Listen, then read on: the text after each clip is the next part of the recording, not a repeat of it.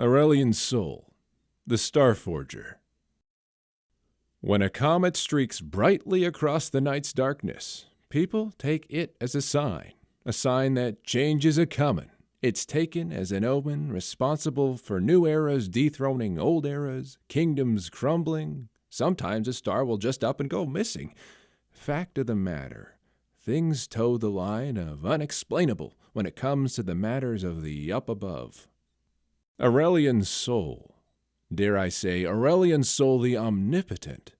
He was here long before any of the grandparents of your grandparents' grandparents of the monkeys we came from. When it all began, that's when Aurelion Sol came to be.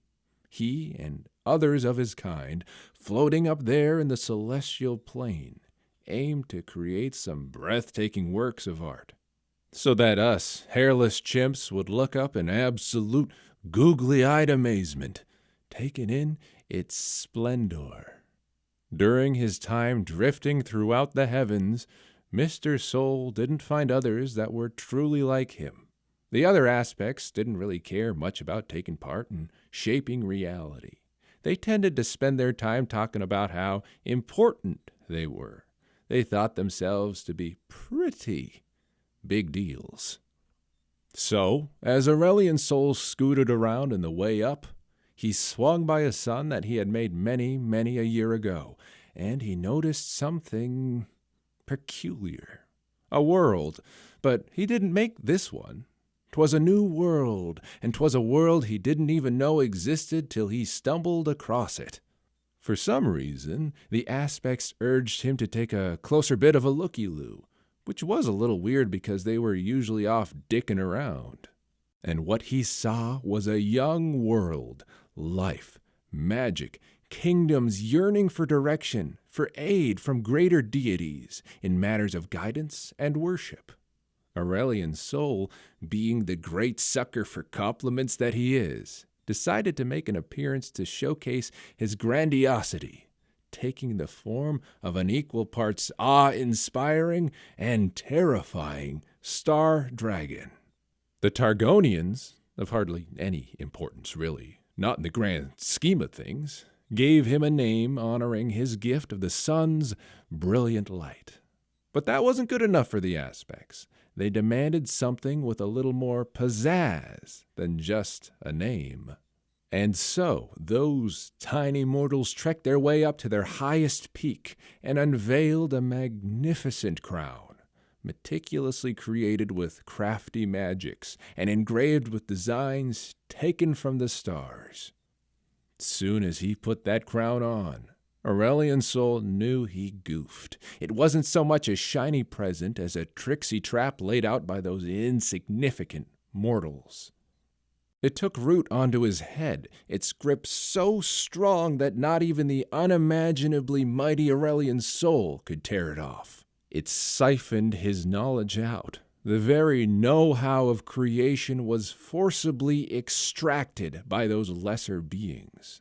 Then the crown blasted him back into the sky, far, far away, and he could no longer journey to that world. All he could do was look on as the mortals were put to work under the deceitful aspects of Targon. They guided the construction of a massive shining disk, which would draw upon his power to ascend select mortals to the status of immortal god warriors. They were preparing for something on the horizon. A big fight was brewing. Aurelion Sol was furious, and rightfully so, for what they had done to him caused other parts of the night sky to fade. And no matter how he fought that crown, damn thing wouldn't let go. Those mortals and their arrogance. He was the one who gave them the gift of the sun in the first place, and that's how they chose to repay him? The only spark of joy he found was when the sun disk proved to be all but a lump of worthlessness. But that was short-lived as anything, because they built a second one, more bigger, more better, and one that actually worked. All he could do was uselessly float there, a dejected celestial dragon of a spectator. The god warriors rose up, killed off their opposition, fought off legions of void beasties, and then they turned on one another.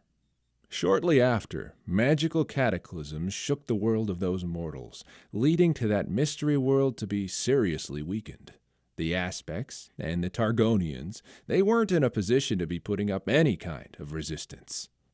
The great starry dragon carefully floated a teeny bit closer, and to his delight found that the magical crown jammed on his head was losing its luster. As it began to disintegrate into glitter, all those pieces shot across the sky, taking the form of shooting stars. Suffice it to say, Aurelion Sol doesn't like Runeterra. In fact, he hates it. And when I say he hates it, he hates it. He wants revenge for what was done to him. When the unexplainable powers of the cosmos are under his control again, he's going to show us we messed with the wrong forger of stars.